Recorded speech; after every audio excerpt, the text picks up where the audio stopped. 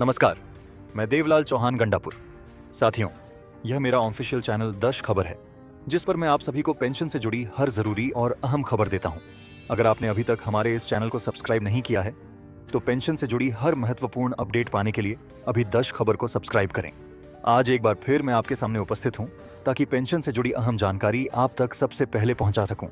अगर आप ऐसी महत्वपूर्ण खबरों और विश्लेषणों से जुड़े रहना चाहते हैं, तो चैनल को सब्सक्राइब करें और बेल आइकन दबाकर नोटिफिकेशन चालू कर लें। साथ ही इस वीडियो को लाइक करें और परिवार के साथ शेयर करें। और कमेंट में जरूर बताएं कि पेंशन से जुड़ी आपकी सबसे बड़ी चिंता क्या है, क्योंकि आपकी आवाज ही इस मुद्दे को मजबूत बनाती है और लाखों पेंशन धारकों तक सच पहुंचाने में मदद करती है। तो बिना समय गंवाए आइए आज के इस खास विश्लेषणात्मक एपिसोड की शुरुआत करते हैं। इस समय ईपीएफओ और ईपीएस 95 पेंशन को लेकर जो सबसे बड़ी चर्चा चल रही है, उसमें सबसे पहले एक बात बिल्कुल साफ समझ लेना जरूरी है कि पेंशन बढ़ोतरी को लेकर कई दावे और कई तरह की बातें जरूर चल रही हैं, लेकिन आधिकारिक स्तर पर अभी तक न्यूनतम ईपीएस पेंशन को 1000 रुपए से बढ़ाकर किसी नई निश्चित राशि पर लागू करने की घोषणा नहीं हुई है। सरकार की ओर से उपलब्ध आधिकारिक जानकारी के अनुसार ईपीएस 1995 के तहत न्यूनतम पेंशन अभी 1000 रुपए प्रतिमाह ही है, जो बजटीय सहायता के सहारे दी जा रही है। साथ ही यह भी बताया गया है कि इस योजना की एक उच्च स्तरीय समीक्षा के लिए समिति बनाई गई है, लेकिन नई राशि लागू होने की पुष्टि अभी नहीं की गई है। इसीलिए पेंशनर्स को इस समय सबसे पहले अफवाह और आधिकारिक सूचना के बीच फर्क समझना होगा। यही वजह है कि जब ये कहा जाता है कि पेंशन बढ़ गई, नई पेंशन आ गई या इतने हजार रुपए फाइनल हो गए, तो ऐसे दावों को तुरंत सच मान लेना ठीक नहीं होगा।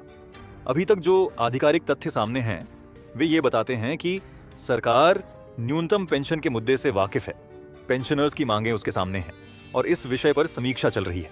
लेकिन कोई ऐसी अधिसूचना या स्पष्ट सरकारी आदेश सामने नहीं आया है जिससे यह कहा जा सके कि सभी ईपीएस 95 पेंशनर्स की पेंशन में तयशुदा बढ़ोतरी लागू हो चुकी है।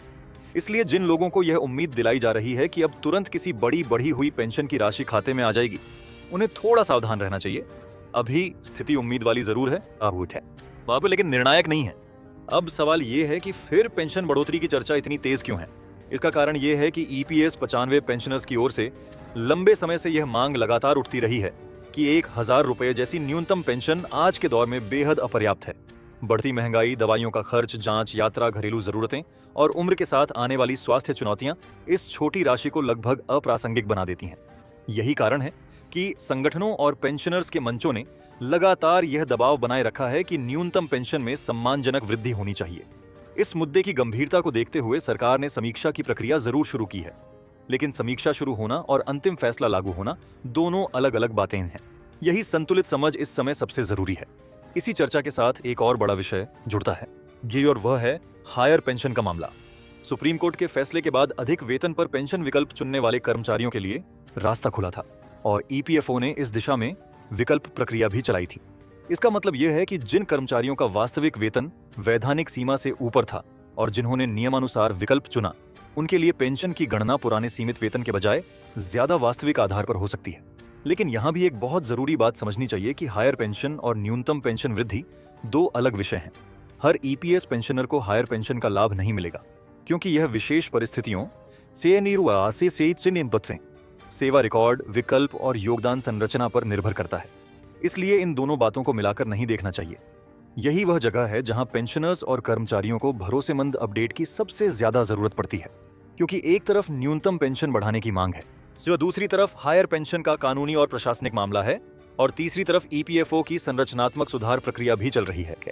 अगर आप ऐसी तथ्य आधारित और साफ जानकारी लगातार पाना चाहते हैं, तो सब्सक्राइब जरूर करें, क्योंकि इस तरह के विषयों में आधी अधूरी जानकारी सबसे ज्यादा भ्रम पैदा करती है। अब बात करते हैं उस दावे की जिसमें कहा जा रहा है कि वेज सीलिंग 15,000 रुपए से बढ़ाकर 21,000 रुपए करने पर विचार हो रहा है। इस तरह की चर्चाएं लंबे समय से अलग अलग मंचों पर आती रही हैं, लेकिन 19 मार्च 2026 तक उपलब्ध आधिकारिक स्रोतों में ऐसा कोई अंतिम लागू निर्णय सामने नहीं आया है जिससे यह कहा जा सके कि ईपीएस या ईपीएफ की वेतन सीमा औपचारिक रूप से 21,000 रुपए कर दी गई है। इसलिए इसे अभी केवल संभावित नीति चर्चा के रूप में ही देखना चाहिए, न कि लागू नियम के रूप में। जब तक श्रम मंत्रालय, टिरले, ईपीएफओ या राजपत्रित अधिसूचना के माध्यम से स्पष्ट बदलाव सामने न आए, ये तब तक ऐसे दावे अनुमान की श्रेणी में ही रहेंगे। फिर भी इस विषय पर चर्चा का आधार समझना जरूरी है। यदि भविष्य में वेज सीलिंग बढ़ाई जाती है, तो इसका असर योगदान और आगे चलकर पेंशन गणना पर पड़ सकता है। इससे उन कर्मचारियों को लाभ मिल सकता है जिनका वेतन मौजूदा वैधानिक सीमा से ऊपर है, लेकिन यह तभी संभव होगा जब इस पर औपचारिक निर्णय लिया जाए। फिलहाल आधिकारिक स्थिति यही है कि इस बारे में अटकलें ज्यादा हैं और निर्णायक अधिसूचना कम।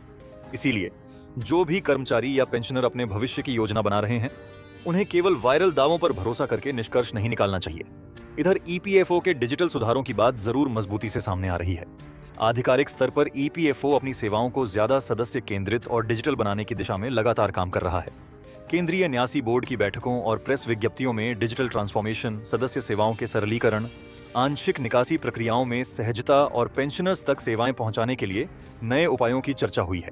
विशेष रूप से ईपीएस पेंशनर्स के लिए डिजिटल लाइफ सर्टिफिकेट सेवाओं को मजबूत करने और प्रक्रियाओं को अधिक आसान बनाने पर जोर दिया गया है। इसका सीधा अर्थ यह है कि भले पेंशन राशि पर बड़ा फैसला अभी लंबित हो, लेकिन सेवा ढांचे में सुधार की दिशा जरूर सक्रिय है। अब आते हैं दूसरी बड़ी खबर पर, जिसमें न्यू लेबर कोड और ईपीएफओ नियमों में बड़े बदलाव की चर्चा की जा रही है।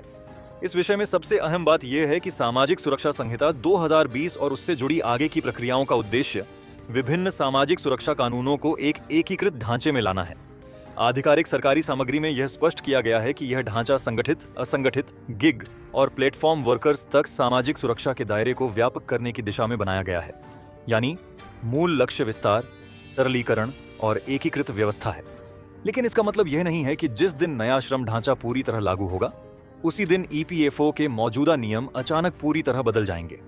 सरकारी पक्ष से जो जानकारी पहले भी संसद और आधिकारिक दस्तावेजों में सामने आती रही है, उसका सार यही है कि ऐसी व्यवस्थाएं आमतौर पर क्रमिक रूप से लागू होती हैं।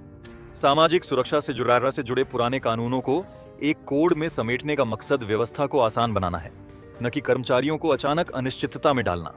यही कारण है कि अभी यह कहना सही नहीं होगा कि न्यू लेबर कोड लागू होते ही ईपीएफ, पेंशन, ग्रेच्युटी या ब्याज व्यवस्था में तुरंत बड़ा झटका जैसा बदलाव हो जाएगा। ऐसी बातों को बढ़ा चढ़ाकर पेश किया जाता है, जबकि आधिकारिक स्थिति कहीं ज्यादा संतुलित और चरणबद्ध होती है। कंटेंट रेफरेंस OAST 7 इंडेक्स 7 यहां संसद में ब्याज दर और ईपीएफ व्यवस्था को लेकर पूछे गए सवालों का संदर्भ भी महत्वपूर्ण हो जाता है। ब्याज दर तय करने की प्रक्रिया पहले से स्थापित ढांचे के तहत चलती है, वो जिसमें केंद्रीय न्यासी बोर्ड की सिफारिश और उसके बाद केंद्र सरकार की स्वीकृति महत्वपूर्ण भूमिका निभाती है। यानी यह कोई मनमाना या अचानक लिया गया फैसला नहीं होता। इसमें फंड की वित्तीय स्थिति, स्थिति, निवेश से आय और दीर्घकालिक स्थिरता को ध्यान में रखा जाता है। इसलिए जो लोग ये सोच रहे हैं कि नया श्रम कोड आते ही ब्याज दर, पीएफ नियम और पेंशन गणना सब कुछ रातों रात बदल जाएगा, उनके लिए यह समझना जरूरी है कि वास्तविक नीति परिवर्तन आमतौर पर प्रक्रिया, सलाह और अधिसूचना के बाद ही लागू होते हैं। इसी बिंदु पर एक और बात बहुत जरूरी है। सामाजिक सुरक्षा संहिता का व्यापक उद्देश्य कवरेज बढ़ाना है। इसका मतलब यह है कि भविष्य में ज्यादा श्रेणियों के कामगारों को सामाजिक सुरक्षा के दायरे में लाने की कोशिश हो सकती है, लेकिन मौजूदा संगठित क्षेत्र के कर्मचारियों के लिए पीएफ, पेंशन और ग्रेच्युटी जैसी व्यवस्थाओं का आधार एकदम से खत्म होने वाला नहीं दिखता। आधिकारिक दस्तावेज ये संकेत देते हैं कि इन व्यवस्थाओं को अधिक सुव्यवस्थित और व्यापक बनाने की दिशा में सोच है। इसलिए डर और उम्मीद दोनों के बीच तथ्यपरक स्थिति यही है कि तत्काल हड़कंप जैसी कोई पुष्टि नहीं है, लेकिन दीर्घकालिक ढांचा बदलने की दिशा जरूर बनी हुई है। अगर आप इस तरह की बड़ी नीतिगत खबरों को आसान भाषा में मगर तथ्यों के साथ समझना चाहते हैं, तो सब्सक्राइब करके जुड़े रहिए, क्योंकि आने वाले समय में पेंशन, पीएफ, सामाजिक सुरक्षा और लेबर कोड का आपस में संबंध और ज्यादा स्पष्ट होता जाएगा और सही अपडेट ही सबसे बड़ी ताकत होगी। अब फिर से ईपीएस 95 पेंशन पर लौटते हैं, क्योंकि यही वह विषय है जिसमें सबसे ज्यादा भावनात्मक और आर्थिक दबाव है। पेंशनर्स की मुख्य मांगों में न्यूनतम पेंशन में बढ़ोतरी, महंगाई राहत जैसी व्यवस्था, ये बेहतर स्वास्थ्य सुरक्षा और न्याय संगत पेंशन ढांचा शामिल है। सरकार की आधिकारिक जानकारी यह मानती है कि ईपीएस 1995 फंड का मूल्यांकन एक एक्चुरियल प्रक्रिया के तहत होता है और पुरानी वैल्यूएशन में घाटे की स्थिति की भी बात सामने आई थी। यही कारण है कि न्यूनतम पेंशन में बढ़ोतरी का सवाल सिर्फ राजनीतिक या भावनात्मक फैसला नहीं है, बल्कि यह वित्तीय गणना और दीर्घकालिक दायित्व से भी जुड़ा हुआ है। इसीलिए इसमें समय लग रहा है, लेकिन इसका दूसरा अर्थ यह भी है कि पेंशनर्स की मांगें अनसुनी नहीं हैं। उन्हें अध्ययन और समीक्षा के साथ देखा जा रहा है। कंटेंट रेफरेंस OAST इंडेक्स 10 यहाँ उन लोगों की चिंता भी वाजिब है जो निम्न आय वर्ग से आते हैं और जिनकी पूरी वृद्धावस्था की सुरक्षा इसी पेंशन पर निर्भर है। 1,000 रुपये की पेंशन आज की वास्तविक अर्थव्यवस्था में कितनी अपर्याप्त है, यह अलग से समझाने की जरूरत नहीं। इसी वजह से न्यूनतम पेंशन का मुद्दा केवल वित्तीय तालिका का प्रश्न नहीं रहा, बल्कि सामाजिक न्याय का प्रश्न बन चुका है। यही कारण है कि समीक्षा समिति और संसदीय सवालों के बावजूद यह विषय दबा नहीं, बल्कि लगातार बना हुआ है। पेंशनर्स के लिए यह बात महत्वपूर्ण है कि आधिकारिक निर्णय से पहले कोई भी राशि मानकर आर्थिक योजना न बनाएं, लेकिन यह उम्मीद जरूर रखें कि यह मुद्दा नीति स्तर पर सक्रिय है। साथ ही जो लोग हायर पेंशन विकल्प, ईपीएफओ पासबुक, संयुक्त विकल्प, सेवा रिकॉर्ड या पेंशन से जुड़े दस्तावेजों के कारण किसी प्रशासनिक प्रक्रिया में हैं, उनके लिए यह समय बहुत सतर्क रहने का है। अपने रिकॉर्ड, केवाईसी, यूएएन विवरण और सेवा इतिहास को व्यवस्थित रखना उपयोगी रहेगा, क्योंकि नीति में कोई भी बदलाव जब आता है, वो तो उसका लाभ अक्सर उन्हीं को सहजता से मिलता है जिनके दस्तावेज और रिकॉर्ड पहले से ठीक होते हैं। यह सलाह सामान्य है, लेकिन बेहद महत्वपूर्ण भी। अब इस पूरी स्थिति का संतुलित निष्कर्ष समझिए। पहली बात, ईपीएस 95 न्यूनतम पेंशन पर बढ़ोतरी की मांग वास्तविक है, उस पर सरकार के स्तर पर ध्यान है, समीक्षा भी हो रही है। लेकिन 19 मार्च 2026 तक आधिकारिक रूप से नई बढ़ी हुई राशि लागू होने की पुष्टि नहीं है। दूसरी बात, हायर पेंशन का मामला अलग है और उसका लाभ केवल योग्य मामलों में ही लागू होगा। तीसरी बात, न्यू लेबर कोड या सामाजिक सुरक्षा संहिता को लेकर अभी ऐसा कोई आधिकारिक संकेत नहीं है कि ईपीएफओ की मौजूदा व्यवस्था में अचानक भारी बदलाव लागू हो गया हो, बल्कि ढांचा क्रमिक और सुव्यवस्थित तरीके से आगे बढ़ने वाला दिखाई देता है। चौथी बात, ईपीएफओ की डिजिटल सेवाओं और सदस्य सुविधाओं में सुधार की दिशा सक्रिय रूप से चल रही है। कंटेंट रेफरेंस ओएसेट, इंडेक्स डिजिटल, यानी इस समय सबसे समझदारी वाली स्थिति यह है कि पेंशनर्स और कर्मचारी उम्मीद बनाए रखें, टैप कौन रखें, लेकिन वायरल दावों के आधार पर निष्कर्ष न निकालें। आधिकारिक आदेश, संसद में दिए गए जवाब, ईपीएफओ की प्रेस रिलीज और श्रम मंत्रालय की सूचनाएं ही सबसे भरोसेमंद आधार हैं। आने वाले समय में यदि न्यूनतम पेंशन, वेज सीलिंग, सामाजिक सुरक्षा कोड या पेंशन गणना में कोई वास्तविक बदलाव होता है, तो उसका असर व्यापक होगा। इसलिए सही जानकारी से जुड़े रहना बेहद जरूरी है। अगर आप चाहते हैं कि ऐसे हर बड़े अपडेट पर आपको बिना भ्रम, बिना अतिशयोक्ति और सीधे तथ्य आधारित जानकारी मिले, तो सब्सक्राइब जरूर करें। आगे भी EPFO, EPS 95 pension, higher pension, ब्याज दर, सामाजिक सुरक्षा कोड और पेंशनर्स से जुड़ी हर महत्वपूर्ण खबर को इसी तरह साफ और पेशेवर अंदाज में समझाया जाएगा। बहुत बहुत धन्यवाद।